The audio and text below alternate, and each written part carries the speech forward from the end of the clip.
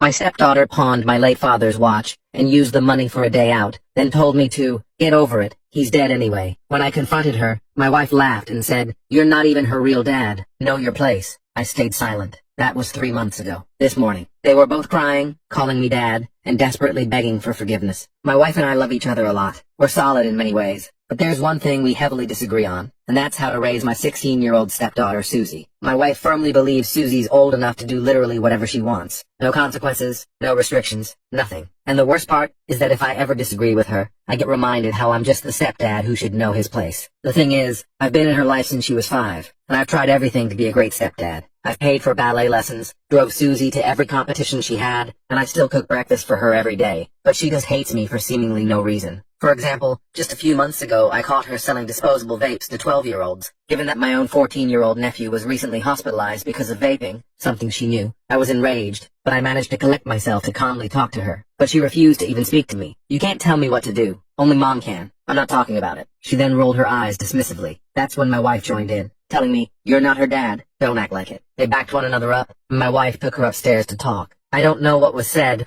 All I know is Susie is yet to admit she was wrong. And then, my relationship with Susie, which was already rocky, plummeted to rock bottom a few weeks ago. She came to me asking for a new MacBook after she dropped it and scuffed the corner. It wasn't broken. It worked perfectly. And so, I told her no. I didn't have that kind of money right now. I'd spent a lot in the past year helping with my dad's funeral costs. I told her so, and she snapped at me. "Why did you do that? He's dead anyway. That money should be spent on me and Mom." I was shell-shocked. Frozen even. My throat clamped shut. "Got you there, didn't I?" She mocked my silence. Before I even knew what was happening, my wife ran downstairs. She took Susie's side without even asking what the original conflict was about. And before I knew it, I was getting called dumb and a terrible stepdad for prioritizing some dead guy over the light of my life. I couldn't even speak. I just stayed silent, waiting for them to stop. But then Susie outright insulted my dad, asking me if I got my uselessness from him. That's when I exploded. I yelled at them to shut up so loud my voice broke. They went silent, and I said that Susie wasn't getting a cent, and until she apologized, I'd be cutting off her allowance. This was the first time I ever raised my voice like that. I went to bed that night feeling guilty and borderline mad at myself for how I handled the situation, and for the next few days the house was silent, cold, thick with tension, until something broke the silence. It happened the day I went to visit my father's grave. Every Sunday I went there to talk to him, and I always wore his old watch. It was the watch he gave to me, 3 generations old and priceless. I'd even bring the original box with me, which I'd set down by his headstone before talking to him. I know it's silly, but the watch being there made me feel like he was really listening. I went to my drawer to take it out, but the watch wasn't there. I panicked. I started checking every drawer, and rushed downstairs to ask my wife if she'd seen it.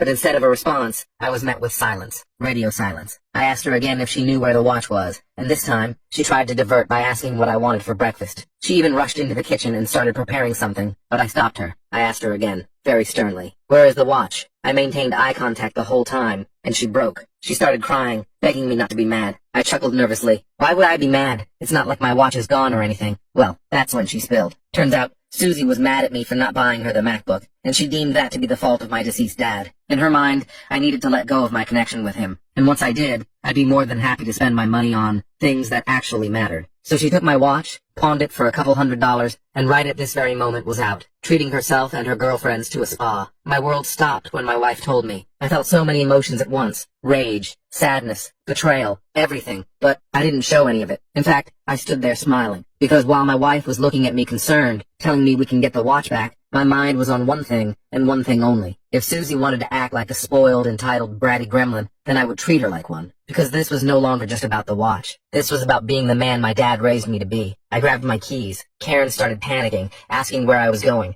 I didn't answer. I drove straight to the pawn shop in town, there's only one, and asked about the watch. The owner, James, knew me from my regular visits to look at fishing gear. "Yeah, someone brought in an old Omega yesterday," he said. "Young girl, maybe 16 or so." My heart sank when he told me he'd already sold it to a collector who'd been looking for that exact model. I explained the situation, that it was a family heirloom stolen from me by my stepdaughter. James seemed genuinely sorry and offered to call the buyer to see if they'd return it. I spent the next hour pacing around the shop while James made calls. Finally, he came back with some news the buyer would return it, but wanted triple what he'd paid. It was nearly $1,200, money we didn't have just lying around. I immediately withdrew it from my emergency savings and paid James to arrange the exchange. When I got home, Karen and Susie were acting like nothing had happened. They were watching TV and eating ice cream. Karen looked surprised to see me. "Did you calm down?" she asked casually. I didn't answer directly. "I found out where the watch went. I'm getting it back tomorrow." Susie rolled her eyes. "It's just a stupid watch." I looked at her for a long moment. "That watch survived World War II on my grandfather's wrist. My father wore it every day of his adult life. It's the only thing I have left of him." "Whatever," Susie muttered. Karen jumped in. "I think you're overreacting. It's not like she sold your kidney. It's just an object." I realized then that they would never understand. They didn't want to understand. I'd spent 11 years trying to be a father to someone who saw me as nothing more than a wallet and a punching bag, and my wife had enabled it every step of the way. That night, I couldn't sleep. I kept thinking about all the times I'd let things slide for the sake of peace. The time Susie accidentally deleted a work presentation I'd spent weeks on. The time she told her school I'd been drinking when I picked her up, completely untrue, which led to an embarrassing conversation with her principal. The time she purposely knocked over my dad's urn,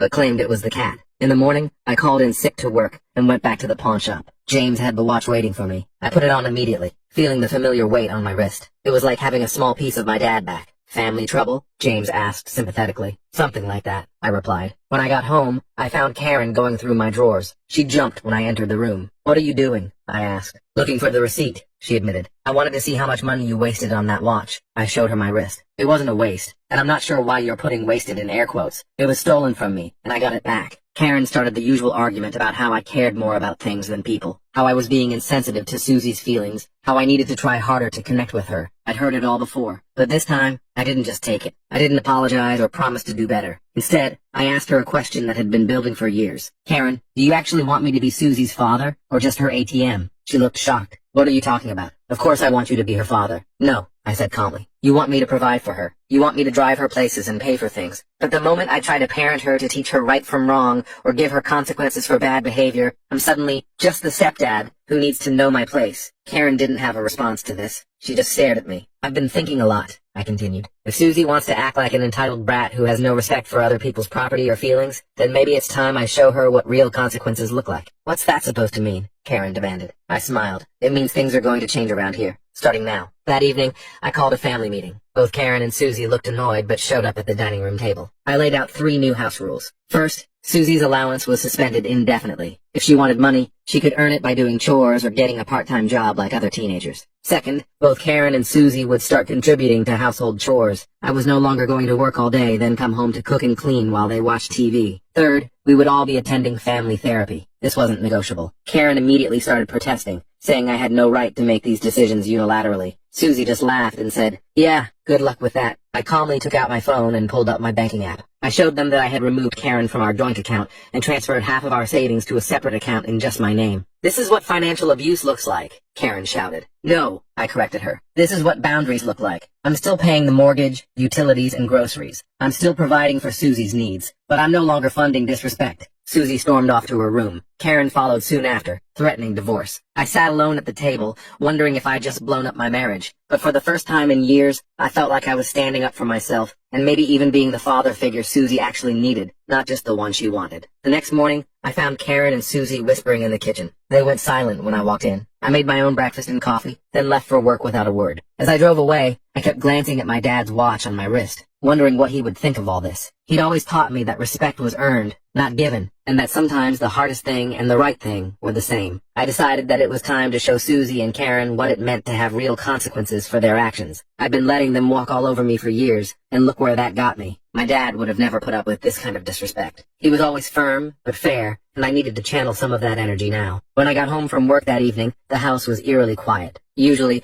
Karen would be watching her shows at full volume while Susie blasted music from her room. I found a note on the fridge saying they'd gone shopping and would be back later. No other details. I checked our bank accounts and, sure enough, Karen had already spent $200 at the mall. She still had her own credit card, which I couldn't control, but at least she wasn't draining our shared resources anymore. I used the quiet time to make some calls. First, I contacted a family therapist recommended by a colleague and scheduled our first session for the following week. Then I called my brother David to update him on the situation. "It's about damn time," David said when I told him about the new rules. "Karen and Susie have been treating you like a doormat for years." "Yeah, well, I let them," I admitted. I was so focused on trying to be the perfect stepdad that I forgot to stand up for myself. David offered to let me stay with him if things got worse, which I appreciated, but hoped wouldn't be necessary. After hanging up, I started making dinner, just enough for myself this time. Karen and Susie came home around 8 p.m., carrying several shopping bags. They looked surprised to see me sitting at the table eating alone. "Where's our dinner?" Karen asked, like it was the most natural question in the world. "I made enough for myself," I replied calmly. "There are ingredients in the fridge if you're hungry." Susie rolled her eyes and mumbled something about ordering pizza. Karen glared at me but didn't say anything else. They retreated to Susie's room with their shopping bags, and I heard them laughing about something a few minutes later. The next morning, I woke up early as usual and made coffee. Out of habit, I almost started making Susie's breakfast before catching myself. Part of me felt guilty. I'd made her breakfast every day for 11 years, but another part of me knew this was necessary. She was 16, perfectly capable of pouring her own cereal. When Susie finally emerged from her room, she looked at the empty counter in confusion. "Where's my breakfast?" she asked, sounding genuinely surprised. "You can make your own breakfast today," I replied, sipping my coffee. "The cereal is in the same cabinet it's been in for the past decade." She stared at me like I'd suggested she solve a complex math equation. "But you always make my breakfast," she said, almost whining. "Things change," I responded. "Part of growing up is learning to do things for yourself." She huffed dramatically and grabbed a Pop-Tart from the pantry, then slouched back to her room without another word. Karen came out shortly after, giving me a cold look as she made her own coffee. "So this is how it's going to be?" she asked. "You're going to punish us for the watch incident by not making breakfast?" "I'm not punishing anyone," I explained. "I'm just no longer doing everything for everyone else while getting nothing but disrespect in return." Karen scoffed. "You're being childish." "No," I countered. "I'm being an adult with boundaries. There's a difference." The rest of the weekend continued in much the same way. I did my own laundry, but not theirs. I cooked for myself, but not them. I cleaned up my own messes, but left theirs alone. By Sunday evening, the house was showing the effects of my new approach. Their dirty dishes were piling up, and clothes were scattered around their rooms. Sunday night, I reminded them about the therapy appointment I'd scheduled for Tuesday evening. "I'm not going to that," Susie declared immediately. "Me neither," Karen added. "You can't force us to go to therapy." I nodded. "You're right, I can't force you. But if you want me to continue covering your cell phone bill, Susie, or the car insurance, Karen, then family therapy is non-negotiable." They both looked at me like I'd grown a second head.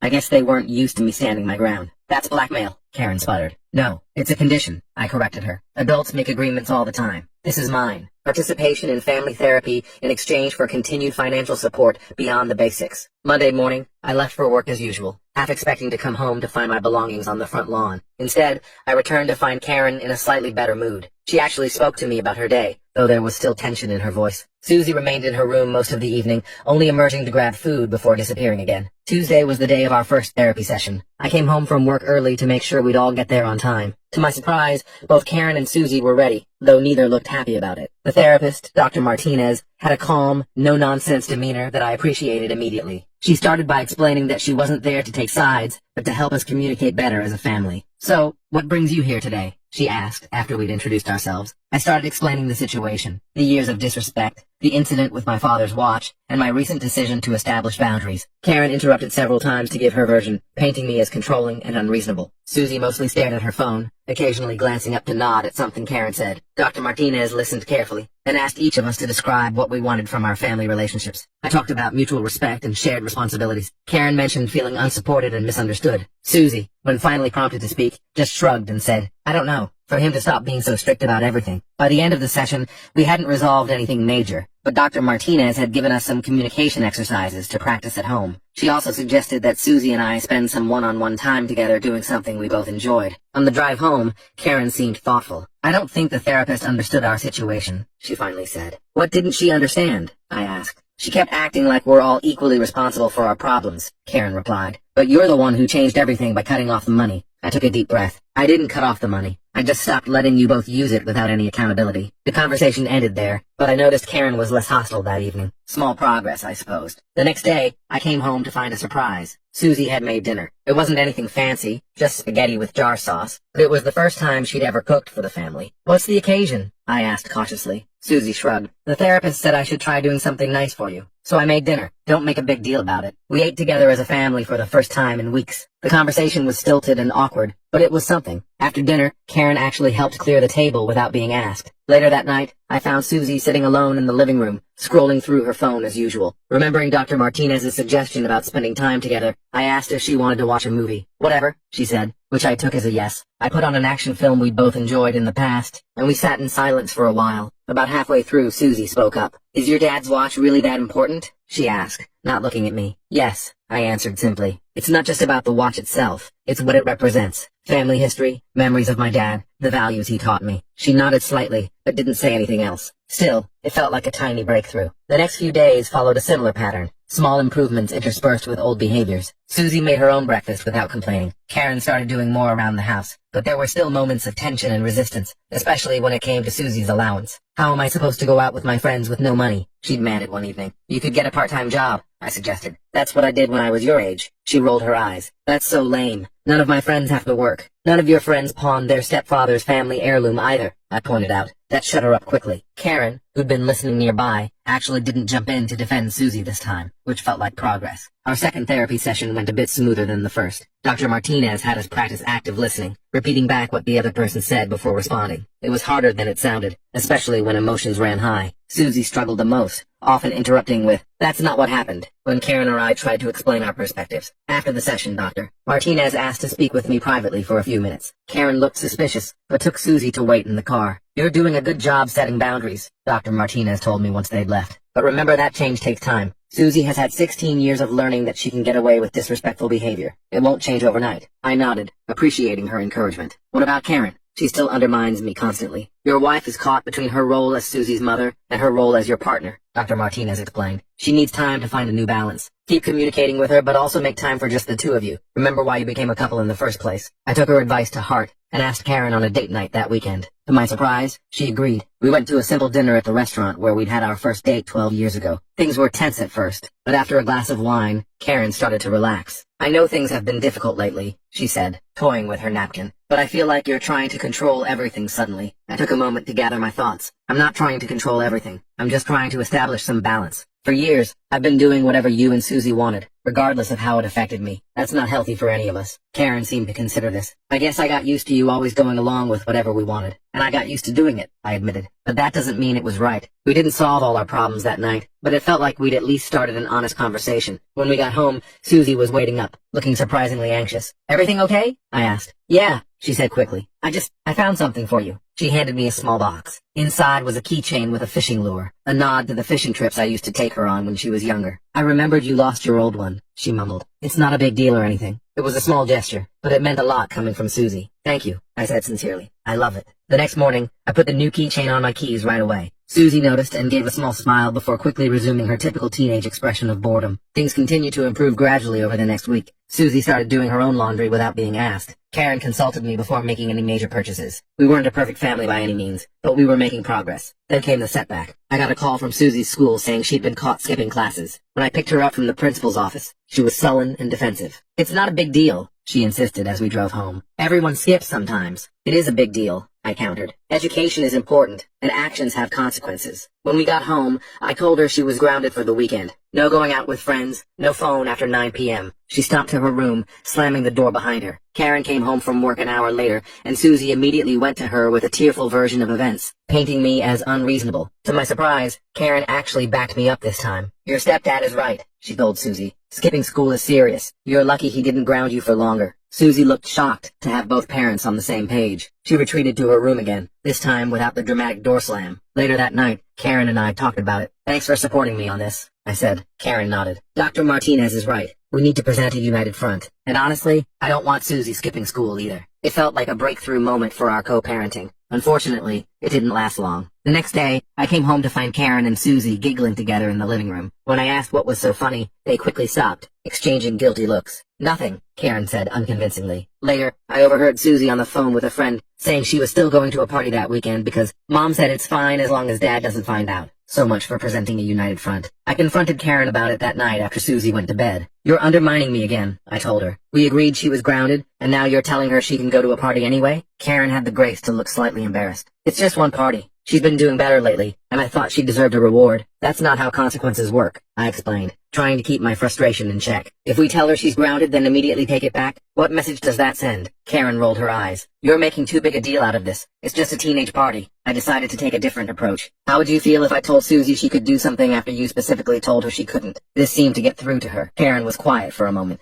"I wouldn't like it," she finally admitted. "Exactly," I said. "We need to support each other's decisions, even when we don't completely agree. Otherwise, Susie will just keep playing us against each other." In the end, Karen agreed to tell Susie she couldn't go to the party after all. As expected, Susie was furious, directing most of her anger at me since she assumed I was the one who'd convinced Karen to change her mind. The weekend was tense, with Susie barely speaking to either of us. She stayed in her room most of the time, emerging only for meals and bathroom breaks. By Sunday evening, her mood had improved slightly, and she even joined us to watch a movie, though she spent most of it texting under a blanket. Our third therapy session was surprisingly productive. Dr. Martinez had us discuss the skipping school incident and how we handled it as parents. She praised our eventual united front, but encouraged us to communicate better in the future to avoid the back and forth that had occurred. Susie actually participated more this time, opening up about feeling caught in the middle between Karen and me. "It's confusing when you guys say different things," she admitted, "and it's easier to go to Mom when I want something because she usually says yes." Karen looked a bit embarrassed by this honest assessment. Dr. Martinez suggested we create a family contract outlining expectations, consequences, and rewards that we all agreed upon to reduce confusion and inconsistency. We spent that evening drafting the contract together. There were disagreements, of course, but we managed to compromise on most points. Susie pushed for a later curfew on weekends. I agreed if her grades remained above a B average. Karen wanted more flexibility on chores. We created a rotating schedule that everyone could live with. By the time we finished, it was nearly midnight, but we had a document that all three of us had contributed to and signed. It wasn't perfect, but it was a framework we could build on. The next few weeks saw improvements with occasional hiccups. Susie tested boundaries, as teenagers do, but the clearly outlined consequences in our contract made it easier to respond consistently. Karen still sometimes slipped into old habits of undermining me, but she was making an effort to change. Then came another major test. I received a call from the pawn shop owner, James, saying he'd seen Susie in the shop again, trying to sell some jewelry. "I recognized her as your stepdaughter from when she came in with the watch before," James explained. "I didn't buy it, but I thought you should know." I thanked him for the call and checked our bedroom when I got home. Sure enough, some of Karen's earrings were missing from her jewelry box. I waited until Karen came home to discuss it. "Did you give Susie permission to sell your earrings?" I asked. Karen looked confused. "What? Number my earrings are in my jewelry box." I showed her the empty spot where the earrings should have been. James from the pawn shop called. "Susie tried to sell them today." Karen's face fell. "I thought we were past this," she said quietly. "When Susie got home from school, we confronted her together. She denied it at first, then tried to blame a friend, before finally admitting she'd taken the earrings to sell for concert tickets. The concert is sold out, and tickets are going for 3 times the normal price online," she explained, as if that justified theft. Karen looked heartbroken. "You could have just asked me, Susie. You would have said no," Susie muttered. "Yes, I probably would have," Karen agreed, "because that's an unreasonable amount to spend on concert tickets. But stealing from me isn't the answer. According to our family contract, the consequence for theft was loss of phone privileges for 2 weeks, plus paying back the value of the stolen item through chores or a part-time job."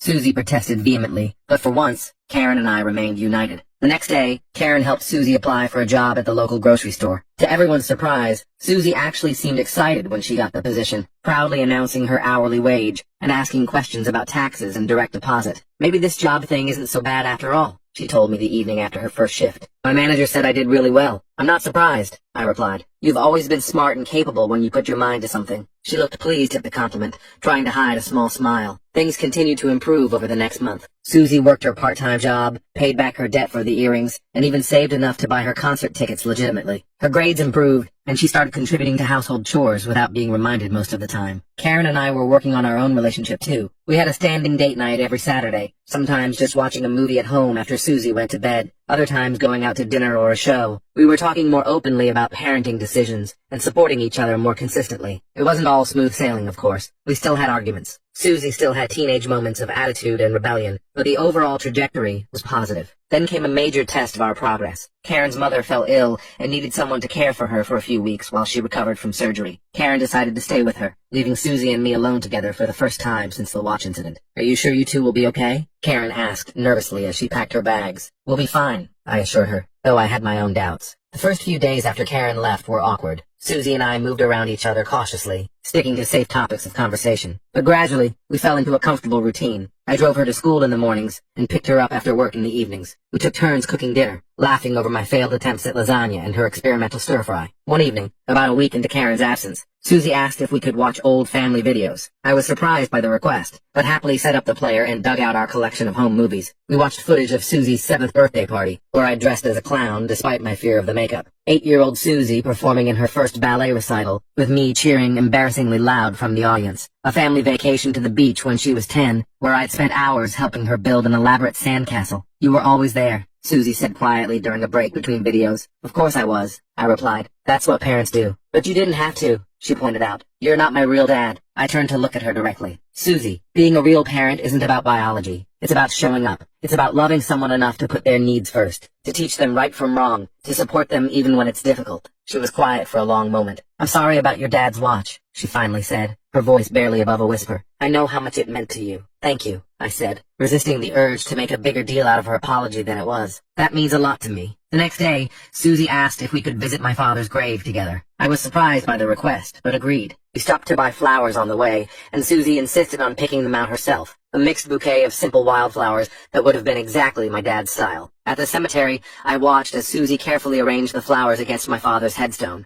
She stepped back and stood quietly beside me for a few minutes. What was he like? She asked eventually. I told her stories about my dad, how he'd taught me to fish, his terrible dad jokes, the way he always helped strangers in need. I showed her the watch on my wrist, explaining how my grandfather had worn it throughout World War II and passed it down to my father, who gave it to me. It's not just a watch, I explained. It's a connection to the past, to the men who helped shape me. Someday, I'll pass it on to someone I love too. Susie nodded thoughtfully. I think I understand now. When Karen returned home the following week, she was amazed by the change in our household. Susie greeted her with a genuine hug and excitedly told her about everything they'd missed. Her job, a good grade on a difficult test, the dinner recipes she'd learned. What happened while I was gone? Karen whispered to me that night as we got ready for bed. We just spent time together, I explained. Talking, remembering, getting to know each other again. Our next therapy session was the most positive yet. Dr. Martinez noted the improved communication and mutual respect evident in our family dynamic. She suggested we continue our weekly sessions, but reduce them to once every 2 weeks, as we seemed to be developing healthier patterns on our own. That weekend, Susie asked if we could revisit our family contract to update a few points. I was impressed by her initiative and agreed immediately. Karen joined us at the dining room table as Susie presented her proposed changes. I think I've shown I can be responsible with my job and school, she began. So I'd like to discuss extending my weekend curfew by 1 hour. Instead of making demands or throwing a tantrum, she presented logical arguments and examples of how she'd demonstrated trustworthiness over the past months. Karen and I exchanged surprised glances before engaging in a mature negotiation that ended with a compromise we all felt good about. Later that night, after Susie had gone to bed, Karen turned to me with tears in her eyes. I didn't think this would work, she admitted. When you first stood up to us, I was so angry, but looking at our family now, she trailed off, gesturing around at our peaceful home. You were right. We needed boundaries. All of us. I pulled her into a hug, feeling a deep sense of gratitude. We still had challenges ahead. Susie was still a teenager after all. But for the first time in years, I felt like we were truly a family working together rather than against each other. The next morning, I found a small package on the kitchen counter with my name on it. Inside was a framed photo of me and Susie from her first ballet recital, along with a handwritten note to the dad who always showed up. Thank you for not giving up on me. I traced my finger over the frame, remembering that day clearly, how nervous Susie had been, how proud I felt watching her overcome her stage fright.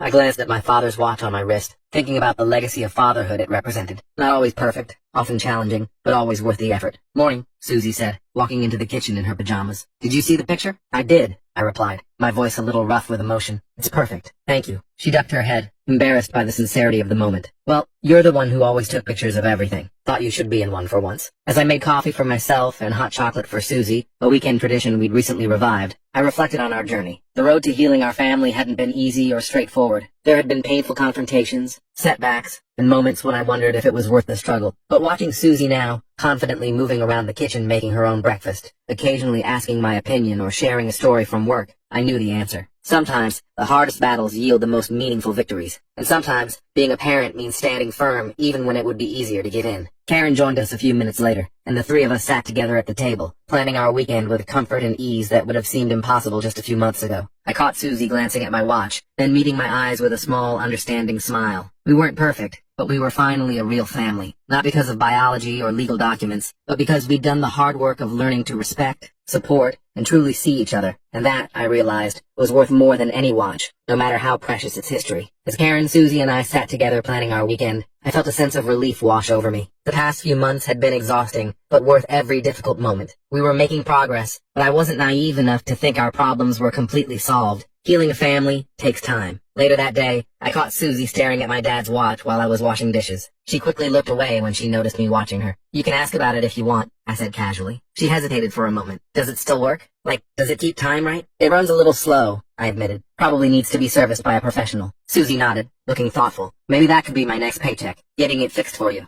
I nearly dropped the plate I was washing. You don't have to do that. I know, she said, but I want to. Before I could respond, my phone rang. It was Karen's mother, calling to say her condition had worsened, and Karen needed to stay another week. I saw the concern on Karen's face as we talked about arrangements. The older woman had been having complications from her surgery. You should go, I told Karen after hanging up. Your mom needs you. Karen looked worried, but we were just getting back on track as a family, and we'll still be here when you get back, I assured her. Susie and I managed fine last time, right? Susie nodded. We won't burn the house down or anything. After Karen left the next morning, Susie surprised me by suggesting we clean out the garage that weekend, something I'd been wanting to do for years. I tried not to show my shock as I agreed. Saturday morning, we tackled the garage together. I found an old fishing rod I used to take Susie out with when she was younger. Remember when you caught that huge bass at Lake Miller? I asked, holding up the rod. Susie smiled. You were so excited you fell in the water trying to help me land it. The photo of us holding that fish is still on my desk at work, I admitted. She looked surprised. Really? After all these years? Of course, I said. It was a great day. We worked in comfortable silence for a while before Susie spoke again. Could we maybe go fishing again sometime? I mean, if you want to. I'd like that, I replied, trying to keep my voice casual despite how much her request meant to me. Later that evening, Susie got a call from her biological father. I could tell by her expression that something was wrong. She went to her room to talk, and I tried not to eavesdrop, but I could hear her voice rising with emotion. When she finally emerged, her eyes were red and puffy. I didn't push, just asked if she wanted some ice cream. We sat on the porch swing with our bowls, and eventually, she opened up.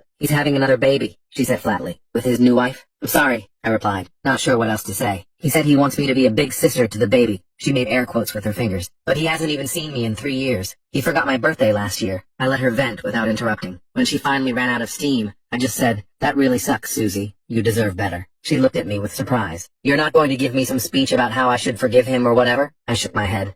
Some people aren't good at being parents. That's on them, not on you. She was quiet for a long time before saying, thanks for being different. The next day, Susie asked if we could call Karen's mom together to check in. This small gesture of family solidarity meant more than she could know. We had a nice chat, with Susie actually asking thoughtful questions about her grandmother's recovery. After the call, Susie mentioned she had a school project about family history. Could I maybe use some of the stories about your dad for it? Of course, I said, surprised by the request. I've got some photos and letters in the attic if you want to see them. We spent the afternoon going through old boxes. I found pictures of my dad in his army uniform, letters he'd written to my mother, and even some of his old tools. Susie seemed genuinely interested, asking questions and carefully handling each item. He seemed like a good guy, she said, looking at a photo of my dad teaching me to ride a bike. He was. He would have liked you, I told her. He always said strong-willed people make the world change. She smiled at that. So, I'm not just stubborn? Oh, you're definitely stubborn, I laughed. But that's not always a bad thing. When Karen called that evening, she sounded exhausted but was clearly touched when Susie told her about our day looking through family photos. For the first time,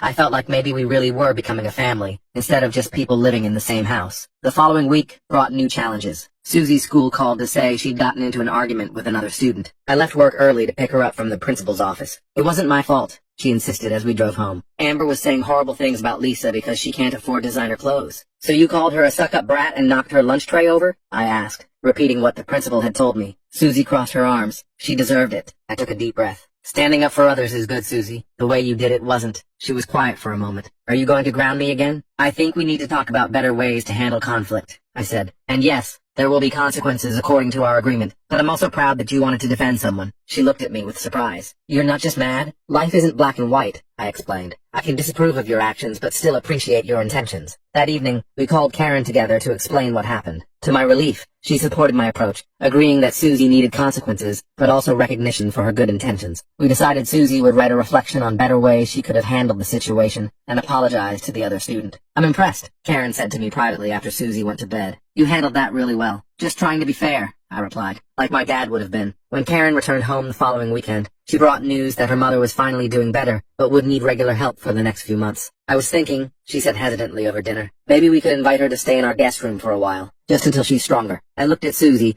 expecting resistance to having her grandmother in our space, but she surprised me. That makes sense, Susie said. Plus, Grandma makes really good cookies. We all laughed. And just like that, our family prepared to expand temporarily. I spent the next day clearing out the guest room, with Susie helping rearrange furniture and set up the space. Is this weird for you? She asked as we worked. Having Mom's family move in? A little, I admitted. But family helps family. That's how it works. Susie considered this. You know, when Mom was staying with Grandma, I looked at your browser history. My eyebrows shot up. You did what? I know, invasion of privacy, she said quickly. But I saw you were researching step-parents' legal rights. Were you thinking of leaving us? I sat down on the bed, trying to gather my thoughts. I was exploring all my options, I said honestly. I needed to understand what rights I had if things didn't improve. She nodded slowly. But you stayed. I stayed. I confirmed. Because despite everything, you and your mom are my family, and I don't give up on family. The day Karen's mother moved in, we all worked together to make her comfortable. Susie showed unexpected patience, helping her grandmother navigate the steps and arranging her medications on the nightstand. That night, Karen found me in the kitchen after everyone else had gone to bed. "Thank you," she said simply, "for everything." "We're making it work," I replied. "No," she shook her head. "I mean for standing up to us months ago. If you hadn't, we'd still be the same dysfunctional mess we were before. You forced us to change." I pulled her into a hug. We all did the work. The next day,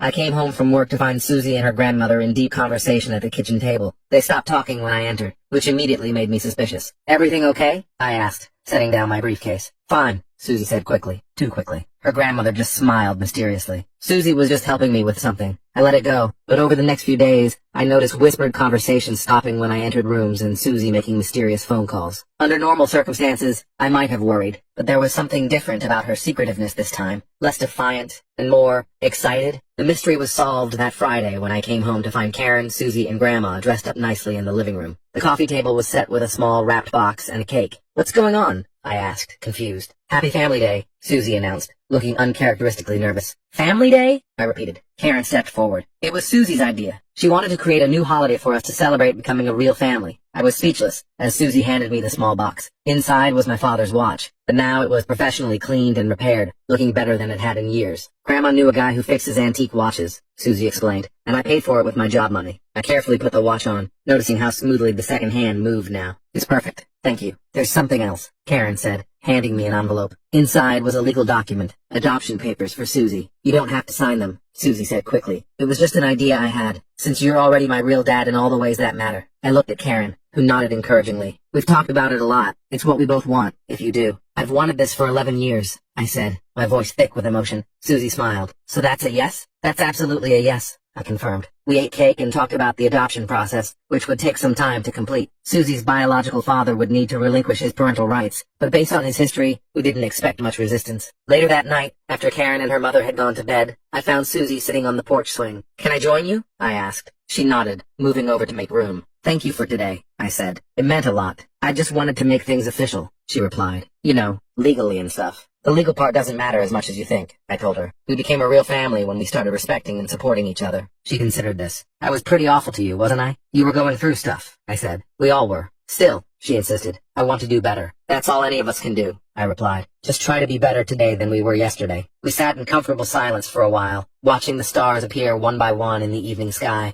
"Hey," Susie said eventually, "remember when you said the watch connects you to the past? That someday you'd pass it on to someone you love?" "I remember," I nodded.